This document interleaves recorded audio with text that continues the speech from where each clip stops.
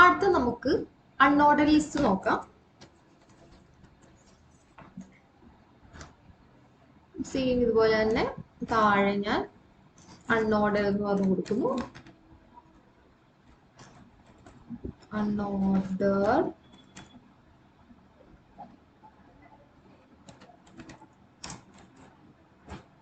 List എന്ന് പറഞ്ഞു കൊടുക്കുന്നു.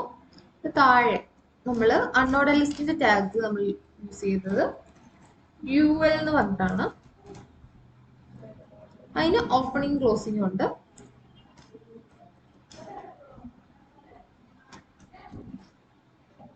ഓക്കെ, എന്നിട്ട് നമ്മൾ ഈ ലിസ്റ്റ് കൊടുക്കണം LIക്കകത്ത്.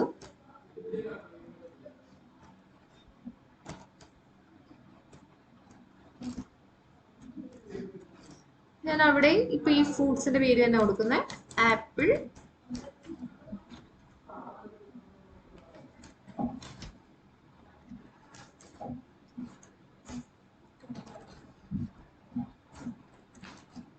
ആപ്പിൾ,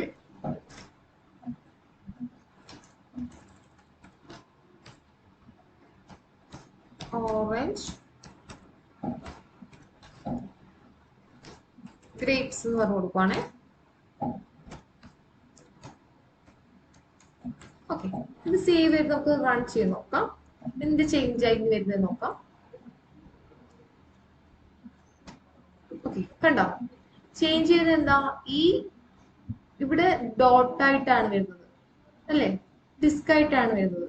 അപ്പൊ നമുക്ക് അടുത്തത് ഇവിടെ ULന്റെ അവിടെ കഴിഞ്ഞിട്ട് ടൈപ്പ് കൊടുക്കാം.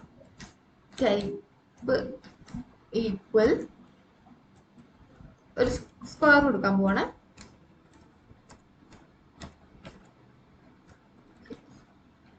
എന്നിട്ട് സേവ് ചെയ്യാം. റൺ ചെയ്യാമേ. അവിടെ കണ്ടോ സ്ക്വയർ ആയി. ഇത് ചേഞ്ച് എന്താ?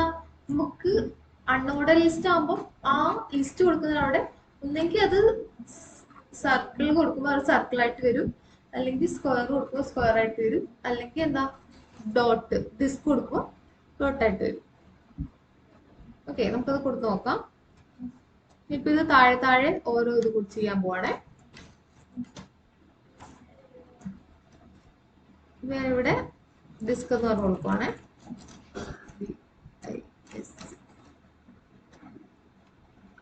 അതിന് താഴെ ഞാൻ സർക്കിൾ എന്ന് പറഞ്ഞു കൊടുക്കുക.